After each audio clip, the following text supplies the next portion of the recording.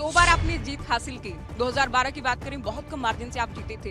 अब अशरफ अली खान आपके सामने हैं, क्या मानते हैं किस तरह का मुकाबला है अशरफ अली खान से या किसी दूसरे उम्मीदवार से? नहीं, दरअसल क्या है कि मुकाबला किसी से है ही नहीं, क्योंकि मोदी योगी ने इतना काम किया है। आदरणीय मोदी जी की जो छवि है, 7 साल में केंद्र सरकार का काम और 5 साल में योगी सरकार का काम, और जहाँ खड़े हैं यहाँ आदमी निकल नहीं सकता था, और लगातार गांव में बिजली, सड़क, पानी, सुरक्षा, और सबसे बड़ी बात है सुरक्षा।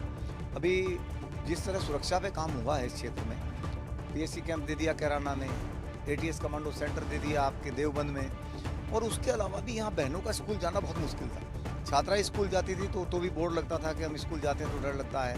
कैराना से पलायन, कांधला से पलायन, चिलखाना से पलायन, सहारनपुर जला दिया, मुजफ्फरनगर में दंगे हो गए, 12,000 किसानों के खिलाफ झूठी एफआईआर होगी। जो दंगई थे उन दंगइयों को सरकारी विमान में बैठा करके समाजवादी पार्टी गवर्नमेंट में मुख्यमंत्री आवास में ले जाया जाता था, बिरयानी खिलाई जाती थी। वहाँ दंगाइयों के लिए बिरयानी थी, हमारे लिए मुकदमे थे। दंगाइयों के लिए वजीफा था, हमारे लिए एनएसए थी। विधायक रहते हुए हम लोगों पर राष्ट्रीय सुरक्षा कानून लगा। विधायक रहते हम लोगों को 26 घंटे की यातना देकर के बांदा ले जाया गया। 12,000 लोगों के खिलाफ एफआईआर हुई। उन किसानों के खिलाफ झूठी एफआईआर हुई जो दुनिया में उस समय थे ही नहीं। मानो वोटर लिस्ट सामने रखी गांव की और टिक कर दिया। जो बच्चा 18 साल का है, 19 साल का है, 20 साल का है, जिस सेना में जाना है, पुलिस में जाना है, वो तब अपराधी बना दिए। ये है समाजवादी पार्टी का चरित्र।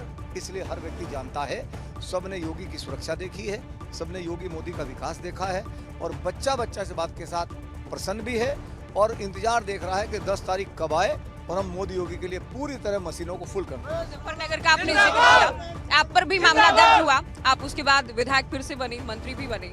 अब जबकि आरएलडी और जैन साथ आ गए हैं, क्या लगता है कि किस तरह के समीकरण बनेंगे? नहीं, आरएलडी जैन तो अखिलेश साथ आए हैं, मतदाता उनका साथ नहीं आया। अखिलेश और जैन साथ आ गए। हाँ, उनका मतदाता साथ नहीं आया, और मतदाता इसलिए साथ नहीं आया कि ये गठबंधन उनके मन का, मतदाताओं के मन का गठबंधन नहीं है। वो भी मुजफ्फरनगर के झूठे मुकदमों को नहीं भूले, वो सचिन गौरव की हत्या को नहीं भूले, वो बहनों की छेड़छाड़ को नहीं भूले, वो इनकी लगातार बदतमीजियों को नहीं भूले, वो कैराना के पलायन को नहीं भूले। हर व्यक्ति के दिलो दिमाग में वो चीजें हैं। इसलिए दिल्ली में बैठ करके नेता गठबंधन करते रहे। जनता का गठबंधन थोड़ी होता है। जनता का सबसे बड़ा गठबंधन है सीधा विकास का गठबंधन, और विकास है मोदी योगी के पास। इसलिए सारी जनता ने गठबंधन कर लिया मोदी योगी के साथ। बीच में सब गायब, सीधा गठबंधन मोदी योगी के साथ। गांव में आप जाओ, सामान्य व्यक्ति भी मोदी योगी चिल्लाएगा। मोदी, हर सीट से मोदी योगी लड़ रहे हैं, सब जगह मोदी योगी मोदी योगी मोदी योगी, इसके अलावा कोई नारा ही नहीं है। पाकिस्तान की जिन्ना की इतनी बातें क्यों हैं? पाकिस्तान को लेकर, जिन्ना को लेकर भी बहुत सारे बयान दिए जा रहे हैं। नहीं, जिन्ना तो उनका रिश्तेदार है, जिन्ना से उन्होंने रिश्तेदारी निकाल ली। हम गन्ने वाले हैं, वो जिन्ना वाले हैं।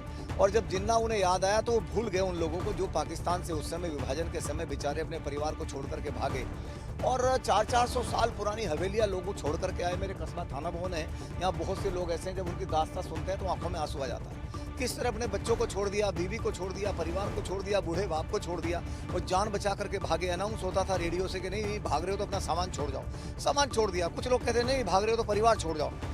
इतनी विभीषिका हुई है विभाजन की, और जिसके कारण हुई, जो उसका विलेन है जिन्ना, यदि उस जिन्ना की जिंदाबाद करके लोग मुख्यमंत्री बनना चाहते हैं तो मैं समझता हूँ भारतीय राजनीति में इस इतिहास को कभी कोई भूलेगा नहीं। आपने मोदी और योगी का कई बार जिक्र किया और आपने कहा कि हर एक सीट पर वही होंगे। बतौर मंत्री आप कितने आश्वस्त हैं जीत को लेकर?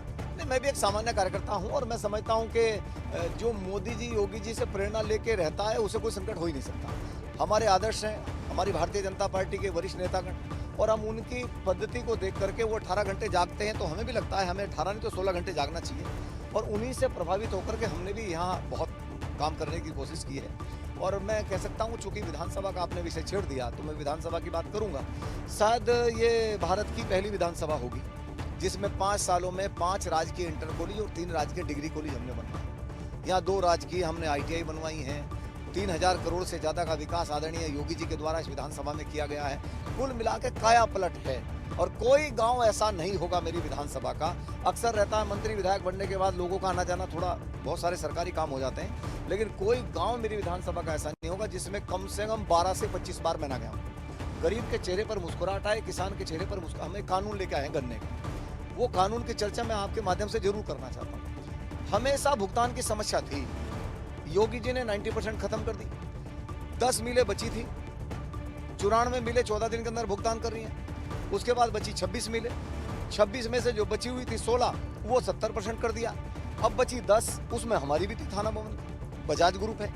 तो लगातार मैं भी संघर्ष करता था, आरसी काटना, मुकदमा लिखना, इसके अलावा मेरे पास कोई तरीका नहीं था। लेकिन योगी जी ने तरीका निकाल लिया और हमने कानून विधानसभा में लेकर आए कि जो शुगर मिल यदि गन्ना किसानों का भुगतान नहीं करेगी तो उसके सिस्टर जो कंसर्न है, सहयोगी कंपनी है, उससे भी पैसा जब्त करके हम गन्ना किसान का भुगतान सुनिश्चित करेंगे।